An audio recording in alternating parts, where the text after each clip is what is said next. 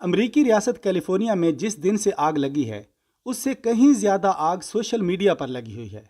अफसोस इस बात का है कि कोई भी इस आग की साइंटिफिक रीजंस, जो टेक्निकल रीजंस हैं, वो बताने के लिए कोई भी जसारत नहीं कर रहा। हर कोई इसके ऊपर अपनी अपनी रेटिंग के चक्कर में पड़ा हुआ है। कोई जनाब इसको गज़ा का बदला करार दे रहा है, कोई उसको अल्लाह का अजाब करार दे रहा है, कोई क्या और कोई क्या कही जा रहा है। अजीब व गरीब नज़रियात से निकलो और हकीकत को जानो, साइंस को जानो, साइंस को मानो कि ये आग सिर्फ पहली बार नहीं लगी है, ये आग हर साल लगती है। इसके पीछे रीजंस हैं, इसके पीछे साइंटिफिक रीजंस हैं। आप उनको समझें। अब मैं आपको चलता हूँ आगे, बताता हूँ इसकी टेक्निकल रीजंस क्या हैं। जो लोग पढ़े लिखे हैं वो ये जानते होंगे कि आग जो है ये 3 चीज़ों का कम्बिनेशन होती है, जिसमें सबसे पहले फ्यूल जिसने जलना होता है, जिसमें कार्बन की अमाउंट, जनरली यही होता है कि कार्बन जलता है, उसी में अमाउंट ऑफ कार्बन होती है। फ्यूल के अलावा हीट चाहिए होती है और हेल्प के लिए ऑक्सीजन चाहिए होती है। ये 3 चीज़ें जब आपस में मिलती हैं तो इसके कम्बिनेशन से आग लगती है। इसके कम्बिनेशन का नतीजा रिजल्ट होती है, ये केमिकल रिएक्शन है। अब अमेरिका की बात करते हैं कि अमेरिका में ये जो आग लगी है ये जो हर साल लगती है, इस बार पहली बार नहीं लगी, ये हर साल लगती है। ये क्यों लगती है? इसकी टेक्निकल रीजंस के लिए मैं आपको कुछ एग्जांपल्स दूंगा ताकि आप बुनियादी कंसेप्ट समझ सकें। देखिए, आपने घरों में देखा होगा चूल्हे के अंदर एक फूंकनी होती है जिसमें मुंह से हवा जो ब्लो करते हैं ना जब, तो आग तेज़ हो जाती है। इसी तरह वो जो लोहार होता है, लोहार के पास जो भट्टी होती है उसके अंदर भी हवा का एयर ब्लो करने का निज़ाम उनके पास होता है। अब हवा में ऐसा क्या है जिससे आग तेज़ हो जाती है? हवा के अंदर ऐसा है ऑक्सीजन। ठीक है, लेट्स सी किसी जगह पर टेम्परेचर है 100 डिग्री और वहाँ पे अमाउंट ऑफ ऑक्सीजन भी 100 है, तो उस जगह पे आग भड़कना शुरू हो जाती है। यानी एक जगह पे आग भड़कने के लिए, इस कागज़ को या लकड़ी को आग लगने के लिए 100 डिग्री का टेम्परेचर और 100 की मिकदार में ऑक्सीजन चाहिए, तो तब आग स्टार्ट होगी। ठीक है, हम जनरली घरों में यही करते हैं, जो माचिस की तीली लगाते हैं ना, वो एक्चुअली हम हीट दे रहे होते हैं। फ्यूल जो होता है वो अंदर वाली गैस होती है या लकड़ी होती है, ऑक्सीजन हवा से मिल रही होती है और हम उसको हीट देते हैं।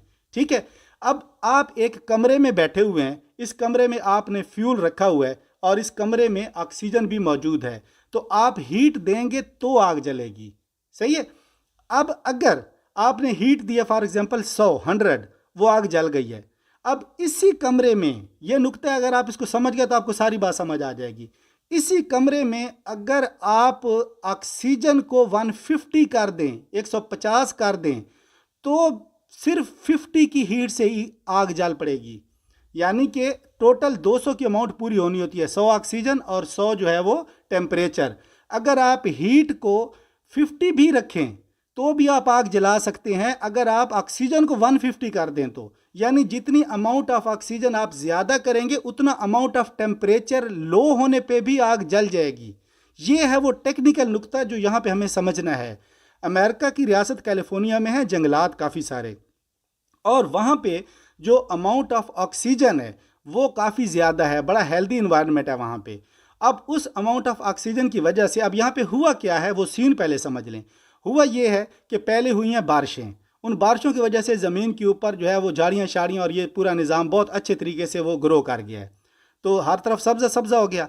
फिर क्या हुआ कि जो साहिल वाली साइड से, यानी जो लैंड वाली साइड थी, मट्टी वाली साइड थी, वहाँ से हवाएं चलनी शुरू हुई कुछ अरसा समंदर की तरफ, यानी खुश्की से समंदर की तरफ हवाएं चली हैं। जब ये हवाएं चली हैं, ये ड्राई एयर्स थी, इन्होंने क्या किया, इन्होंने उस घास को खुश्क कर दिया। अब क्या हुआ सीन? अब सीन ये हुआ कि अभी रिसेंटली आग लगने से पहले तेज़ हवाएं साइड से चलनी शुरू हो गई। अब जब ये तेज़ हवाएं चली हैं तो ये अपने साथ लेके आई हैं ऑक्सीजन। वहाँ पे फ्यूल पहले मौजूद था उस घास फूस की सूरत में, और ऑक्सीजन लेके आ गई हवाएं। टेम्परेचर जो था वो पहले ही वहाँ पे जितना भी था वही सफिशेंट था। मिसाल के तौर पे पहले अगर 50 टेम्परेचर, लेट्स सपोज मैं एग्जांपल के तौर पे कह रहा हूँ कि अगर 50 टेम्परेचर था तो उस टेम्परेचर के होते हुए ऑक्सीजन की मौजूदगी में वो आग नहीं लग रही थी। लेकिन जब ऑक्सीजन की अमाउंट ज़्यादा हो गई तो उसी टेम्परेचर में अब आग लगने की कंडीशन मीट कर गई। जो लोग इसको कह रहे हैं ना कि ये इंसान की गलती, किसी इंसान ने शरारत की है, उनको मैं सिर्फ ये उनको लिखाऊंगा कि देखो यार, आग एक जगह पे नहीं लगी है, आग कई जगह पे लगी है। इंसान ने गलती एक जगह पे की होगी, दो जगह पे की होगी यार, जगह जगह पे इंसान गलतियां एक ही टाइम में कर रहे होते हैं। ये कोई साजिश तो इस तरह नहीं है। हुआ ये है कि ऑक्सीजन की अमाउंट ज़्यादा होने की वजह से जहाँ जहाँ कंडीशन मीट करती गई वहाँ वहाँ आग लगती गई। और फिर चूंकि हर जगह ड्राई लैंड और इस तरह का एनवायरनमेंट तो सारा बना पड़ा था, तो जैसे ही आग लगी तो टेम्परेचर रेज होना शुरू हो गया। जब टेम्परेचर रेज हुआ तो इस टेम्परेचर के रेज होने से आग फैली है। हवाएं तेज़ ऑलरेडी चल रही थी, लेकिन जो टेम्परेचर बढ़ा है, ऑक्सीजन की अमाउंट पहले ज़्यादा थी, टेम्परेचर भी इंक्रीज हो गया, तो अब पूरा एरिया आग की लपेट में आ गया है।